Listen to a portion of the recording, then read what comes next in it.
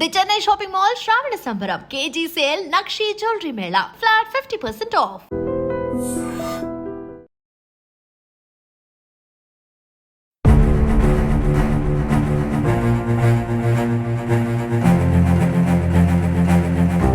నిన్న భువనగిరి జిల్లా దగ్గర అత్యంత ఘోరమైనటువంటి యాక్సిడెంట్ అయితే ఒకటి జరిగింది. యాక్చువల్లీ పాపం అక్కడ అమాయకమైనటువంటి ఇద్దరు చనిపోయారు. వాళ్ళు అక్కడేదో వాళ్ళ సంబంధికులకు సంబంధించి ఎంగేజ్మెంట్ ఉంది అని ఆ ఎంగేజ్మెంట్ కార్యక్రమానికి వచ్చినటువంటి వాళ్ళ మీదకే ఈ లారీ అయితే దూసుకువెళ్ళింది.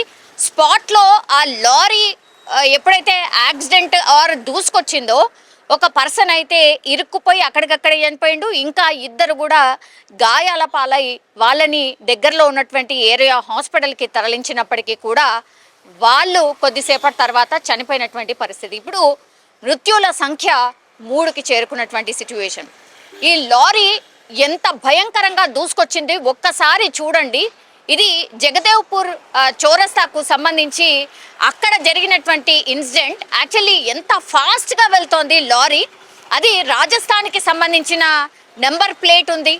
అండ్ ఎట్నుంచి ఎటొస్తుంది అంటే భువనగిరి నుంచి ఇటువైపు హైదరాబాద్ వైపు వస్తోంది. యాక్చువల్లీ అంటే గజ్వేల్ దగ్గర ఏదో లోడ్ని అక్కడ దింపిన తర్వాత ఇటు హైదరాబాద్ వైపు వస్తున్నటువంటి లారీ ఒక్కసారిగా ఈ జగదేవ్పూర్ చౌరస్తా దగ్గరికి రాగానే పూర్తిగా ఆ బైక్స్ మీద నుంచి దూసుకురావడమే కాకుండా పక్కన ఉన్నటువంటి మనకు ఏదైతే పక్కన ఉన్నటువంటి ప్లేస్ ఏదైతే ఉంటుందో అంటే కంప్లీట్లీ వాకర్స్ నడిచేటటువంటి ప్లేస్ ఏదైతే ఉంటుందో దాని మీదకి లారీ కంప్లీట్గా దూసుకురావడం.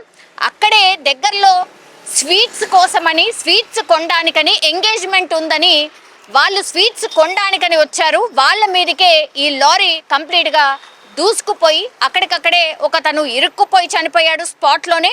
ఇంకా ఇద్దరికి తీవ్ర గాయాలైనటువంటి వాళ్ళని హాస్పిటల్కి తరలించినప్పటికీ కూడా వాళ్ళ పరిస్థితి ఆల్రెడీ విషమంగా ఉండడం, ఆ తర్వాత వాళ్ళు కొద్దిసేపటి తర్వాత చనిపోవడం అయితే జరిగింది. పాపం వాళ్ళ ఫ్యామిలీ మెంబర్స్ రోధిస్తున్నటువంటి పరిస్థితి అయితే కనిపిస్తోంది.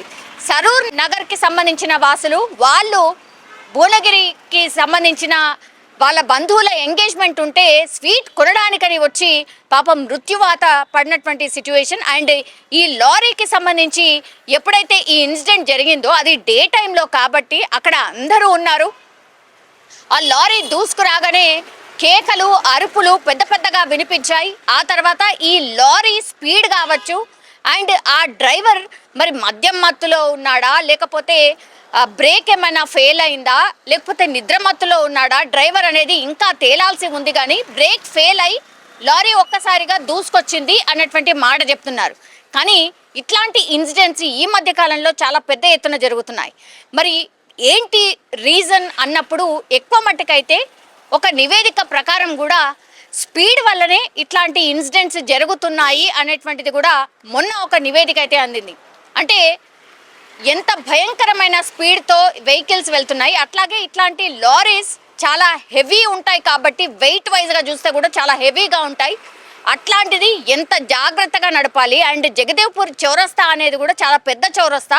అక్కడ నడిపేటప్పుడు కూడా ఎంత జాగ్రత్తగా నడపాలి అనేటువంటిది మరోసారి ఈ ఇన్సిడెంట్ నిరూపిస్తోంది అని అనుకోవచ్చు.